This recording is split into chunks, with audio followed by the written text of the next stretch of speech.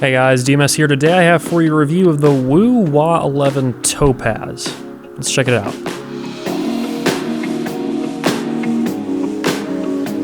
So the WA11 Topaz is a portable amp. Oh, it's turned on right now. Let's turn that off.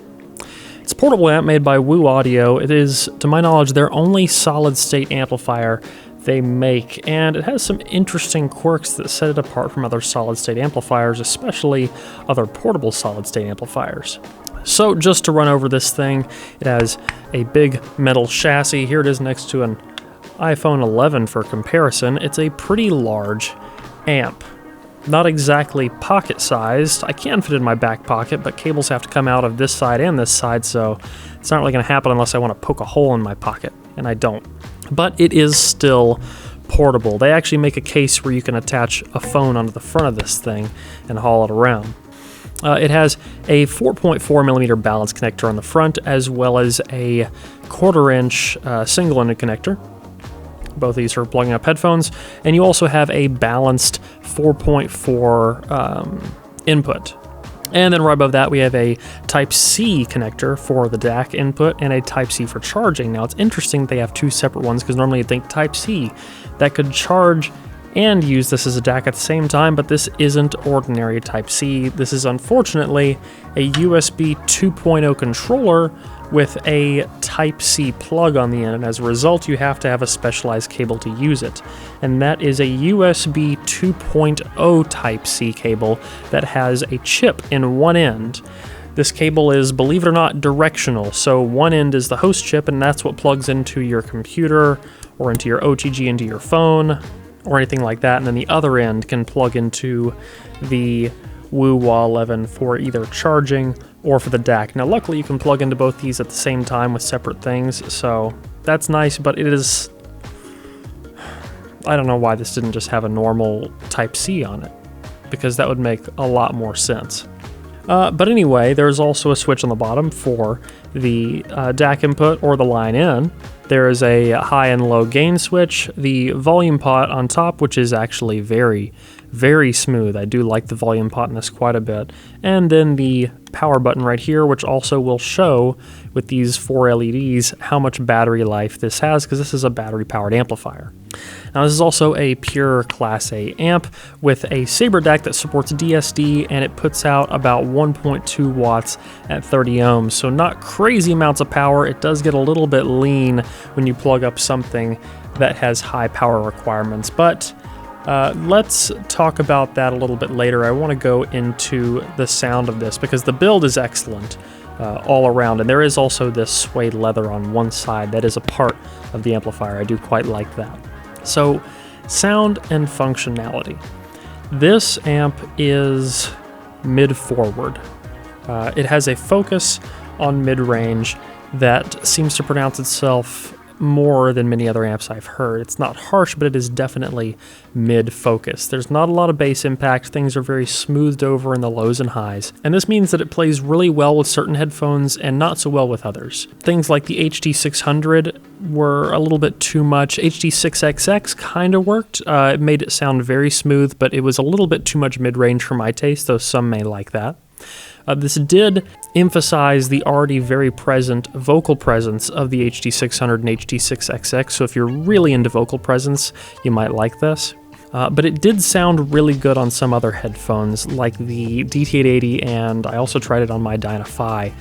Dyna-Fi, it made it sound a little bit warmer, a little bit more mid-forward. My DT880, it actually seemed to kind of calm down the dip in the upper mid-range and made it sound just a little bit more uniform throughout the upper mid-range and highs, which is nice, but the DT880 doesn't have a lot of bass impact, so the already a little bit, I would say, relaxed bass impact of this portable amplifier paired with the also relaxed bass impact of the DT880 was a very, very mid and high focused combination. So you're not going to be getting a lot of low end there, but it was very, very pleasing to use the DT880 and the WA11 Topaz for music that was acoustic or vocal oriented. Now that said, the WA11, like I said, is a little bit lean on power, so the 600 ohm variant of the DT880, You really have to give this thing some juice to get volume out of it. You're never going to be like blowing out your eardrums, which is probably a good thing. You shouldn't be doing that. So on this amp, most of your volume change is happening 0 to 180 degrees, and not much really seems to happen past that besides maybe a small amount of gain.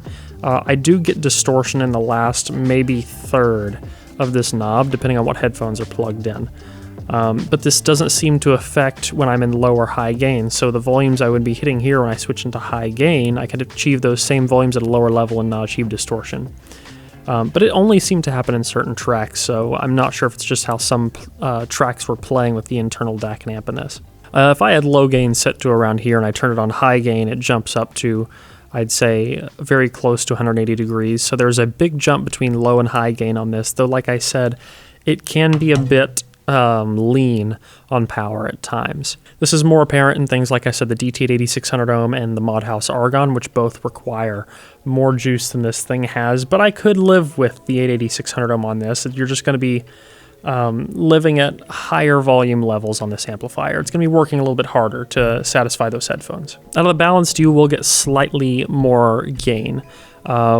But it really didn't seem to have a big sound quality difference, which either leads me to believe that the single-ended circuit in this is well designed, or perhaps the DAC is a single-ended DAC, though I'm not at liberty to say, I can't say for sure. It does say on the website it's fully balanced, so that would lead me to believe that it does in fact have a balanced DAC in it, but there didn't seem to be too big of a difference between the single-ended and balanced outputs.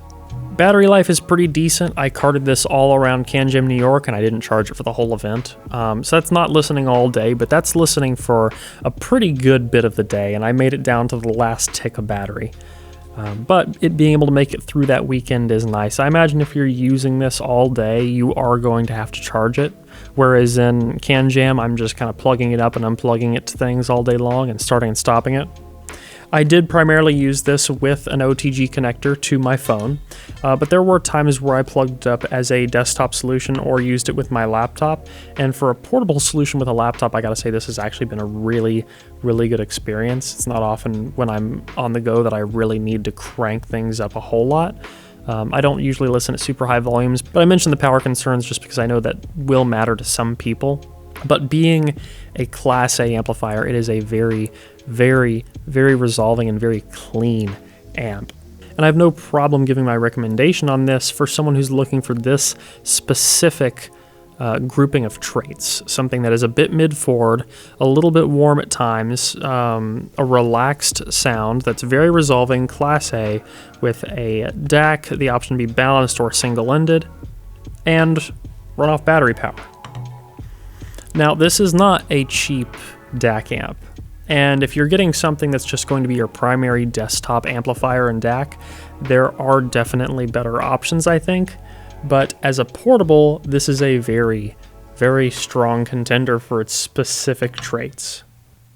And being so relaxed and mid-forward, it kind of gave me the impression that I named this video with, which was the singer in a bottle. It's got an extreme emphasis on vocal presence, a very high emphasis on mid-range, and a very relaxed sound. It is very much the to-be solid-state amp.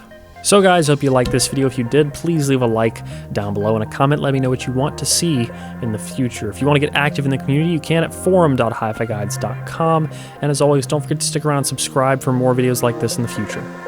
Until next one, guys. Peace.